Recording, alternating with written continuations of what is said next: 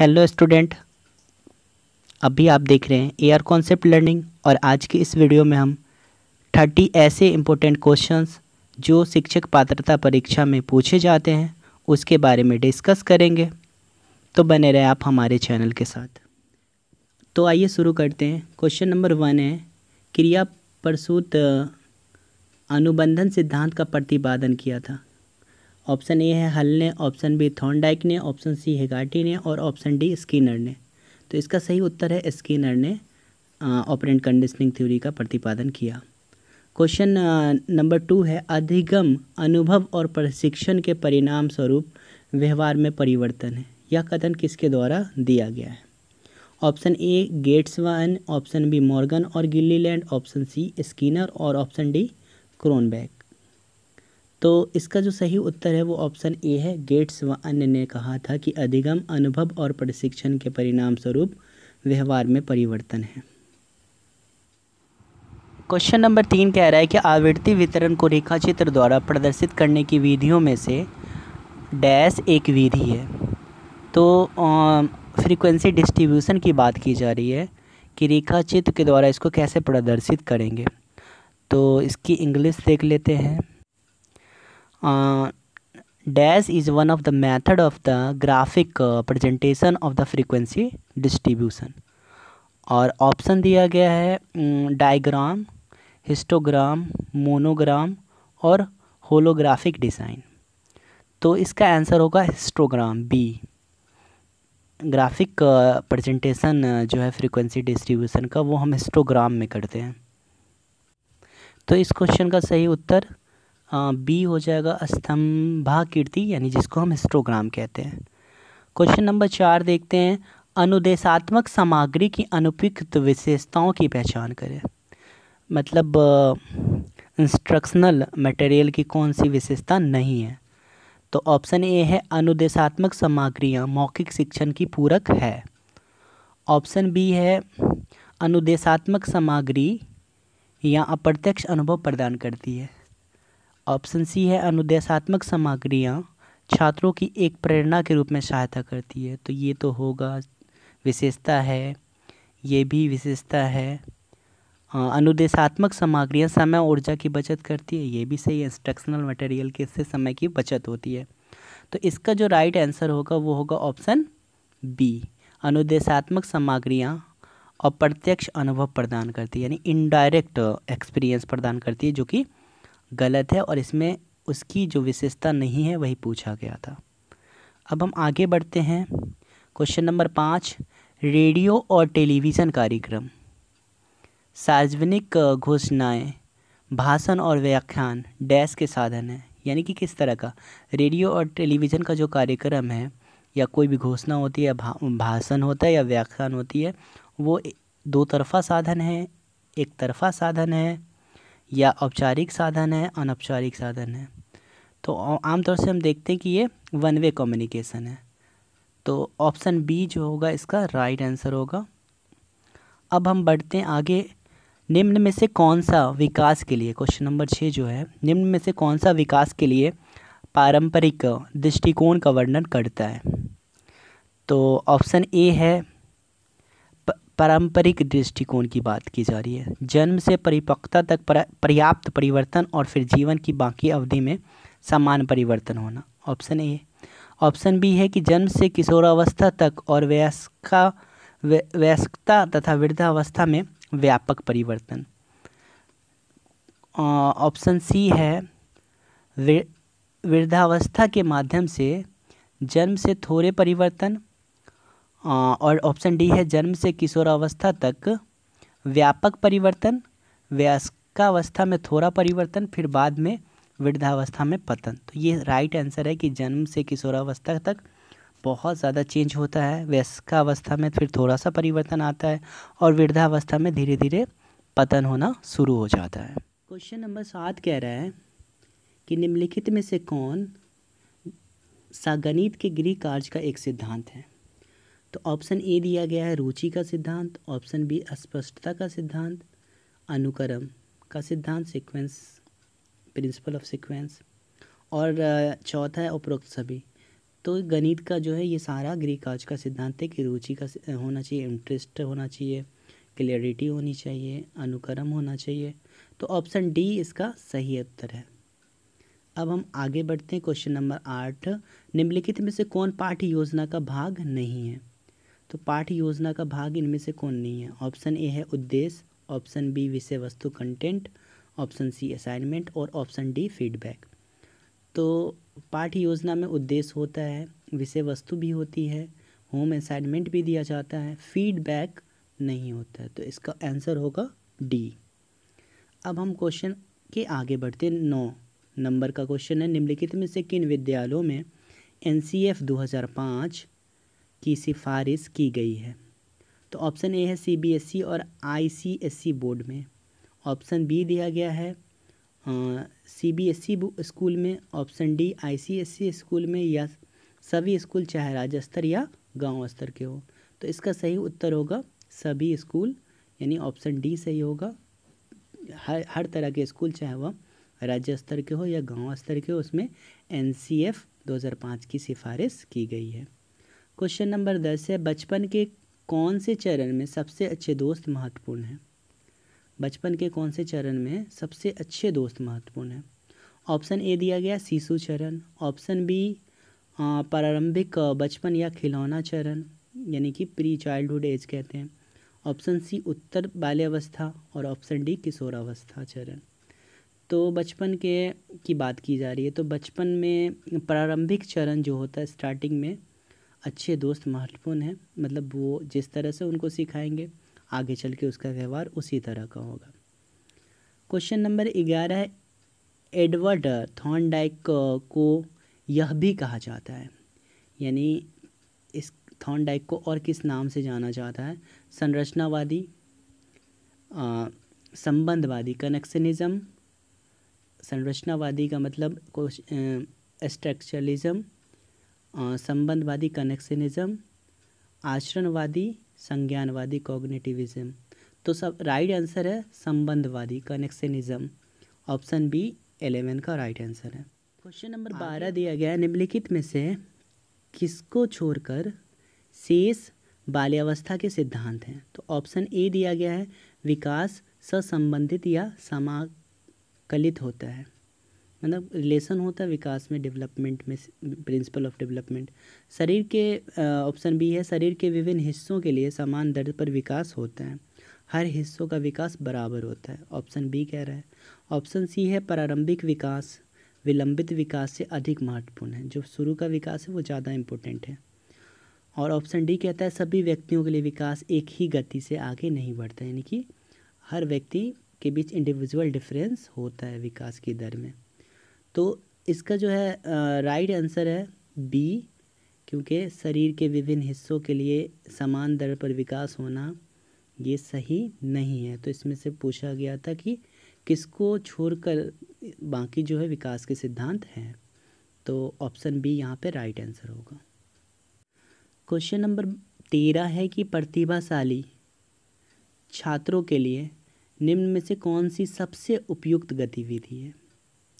Option A है दी गई अवधारणा पर एक वास्तविक नाटक लिखे, ऑप्शन बी अतिरिक्त कक्षाएं लेकर उन्हें सिखाया जाए, ऑप्शन सी हाल ही में आयोजित एक स्कूल मैच पर एक रिपोर्ट लिखे, और ऑप्शन डी है कि एक बार में 5 अध्यायों के अंत दिए गए अभ्यासों को हल करें। तो इसका सही जो है गिफ्टेड चिल्ड्रेन को अगर हम एक्टिविटी कराना चाहते हैं तो ऑप्शन ए है दी गई अवधारणा पर एक वास्तविक नाटक लिखने के लिए उसे कहा जा सकता है, जिसमें वो व्यस्त हो जाएगा। क्वेश्चन नंबर 14 है कि एक प्रतिभाशाली शिक्षार्थी को निम्नलिखित लक्षणों में से किस श्रेणी में वर्गीकृत किया गया है?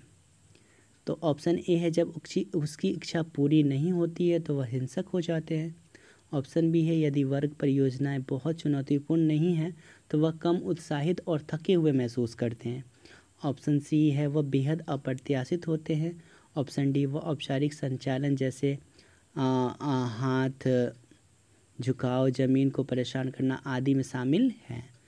तो इसका जो सही उत्तर होगा वो ऑप्शन बी होगा, क्योंकि अगर गिफ्टेड चिल्ड्रेन को सही वर्ग में जो है परियोजनाएं नहीं मिलती है तो वह कम उत्साहित हो जाता है और वो अपने आप को थके हुए महसूस करते हैं। नेक्स्ट है 15 नंबर क्वेश्चन, अवतल ग्राफ क्या दर्शाता है? अवतल ग्राफ क्या दर्शाता है? तो ऑप्शन ए घटी हुई कार्यक्षमता के बाद धीरे धीरे सुधार, ऑप्शन बी है प्रदर्शन में निरंतर सुधार, ऑप्शन सी लगातार निष्पादन और ऑप्शन डी शुरुआत प्रदर्शन में वृद्धि लेकिन क्रमिक गिरावट। तो इसका जो सही उत्तर है वो ए है, घटी हुई कार्यक्षमता के बाद धीरे धीरे सुधार, इसी को दर्शाता है अवतल ग्राफ। क्वेश्चन नंबर 16 है, पाठ्यक्रम में लचीलापन की संकल्पना का लाभ डैश के लिए पेश किया गया था, यानी किसके लिए पाठ्यक्रम को लचीला बनाया गया था? तो ऑप्शन ए है विकलांग बच्चों के लिए, ऑप्शन बी है मदरसों और मकतबों के लिए, ऑप्शन सी अनुसूचित जाति अनुसूचित जनजाति और अन्य पिछड़े लोगों के लिए, और ऑप्शन डी है उपरोक्त सभी। तो लचीलापन जो है ख़ास तौर से कमज़ोर बच्चे विकलांग बच्चों के लिए रखा गया था। तो option A is right answer. Question number 17 कहता है कि उपरोक्त सीखने की अक्षमताएं हैं, इनमें से कौन सीखने की अक्षमता है?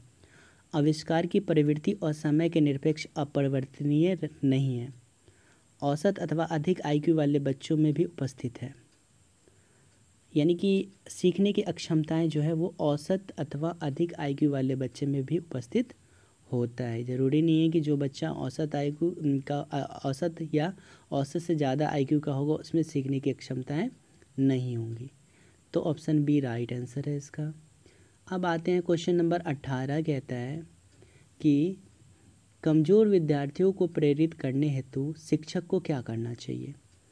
तो उन्हें प्रथम बेंच पे बैठाना चाहिए, उनकी प्रशंसा, ऑप्शन बी है उनकी प्रशंसा करके उन्हें अच्छे कार्य करने के लिए कहना चाहिए, ऑप्शन सी है कक्षा में और अधिक ध्यान देने को कहना चाहिए, या ऑप्शन डी उन्हें कक्षा में ध्यान नहीं देने के लिए कहना चाहिए। तो ये तो होगा ही नहीं। ऑप्शन बी जो है सबसे अच्छा उत्तर है कि उनकी प्रशंसा करके उन्हें अच्छे कार्य करने के लिए कहना चाहिए। अब हम आते हैं क्वेश्चन नंबर 19, सबसे उपयुक्त विकल्प का यहाँ पे चयन करना है। छात्रों के व्यवहार में परिवर्तन के लिए सबसे प्रभावी तरीका है, उसे मतलब अच्छी सलाह दिया जाना चाहिए, शारीरिक सजा दी जानी चाहिए, घर से निष्कासन कर देना चाहिए, या नियमित पुरस्कार देना चाहिए। तो इसका राइट आंसर होगा डी होगा 19 का, कि उन्हें नियमित कंटिन्यूसली रिवार्ड मिलना चाहिए, पुरस्कार मिलना चाहिए। और क्वेश्चन नंबर 20 है, इसमें भी वही है, सबसे अच्छे विकल्प को चुनना है। समावेश का सिद्धांत क्या है? समावेश का सिद्धांत क्या है? तो ऑप्शन ए है शिक्षार्थी अधिगम अनुभव के केंद्र में होना चाहिए, वह मूल्यांकन और निर्णय करने की क्षमता प्रदान करता है, सहयोगात्मक और सहकारिता के शिक्षण परियोजना पर जोर देना चाहिए, जीवन भर सीखने और सामाजिक कौशल करने पर जोर देना चाहिए। तो इसका जो सही उत्तर होगा कि शिक्षार्थी अधिगम अनुभव के केंद्र में होना चाहिए। क्वेश्चन नंबर 21 है, वाइगोस्टकी सिद्धांत का तात्पर्य है। वाइगोस्टकी के सिद्धांत का तात्पर्य है, ऑप्शन ए है सहयोगात्मक समस्या हल, ऑप्शन बी प्रत्येक विद्यार्थियों के लिए व्यक्तिगत कार्य, ऑप्शन डी है प्रारंभिक विश्लेषण के बाद कठिन प्रश्नों के हल हेतु विद्यार्थियों का सहयोग न करें, ऑप्शन डी है बच्चे स्वयं से कम आईक्यू वाले बच्चों की संगति में और बेहतर सीखेगा। तो वाइगोस्टकी का जो है वो सहयोगात्मक समस्या हल पे ज़्यादा जोर दिया जाता है, तो इसका होगा राइट आंसर।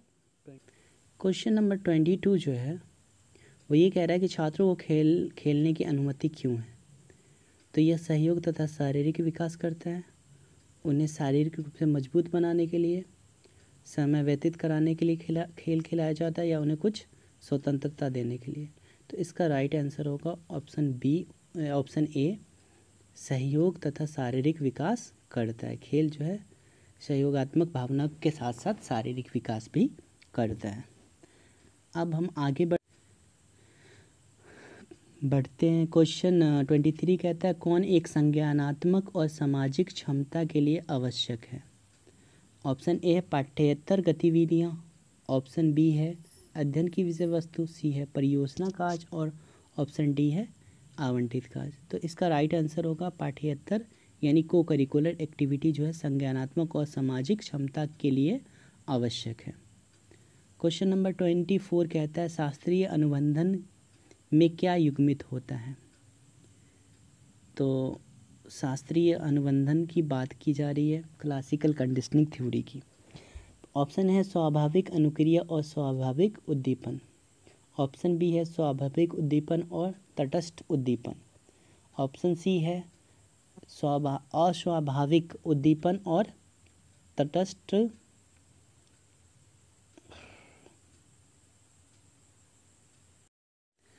क्वेश्चन 24 है शास्त्रीय अनुबंधन में क्या युग्मित होता है।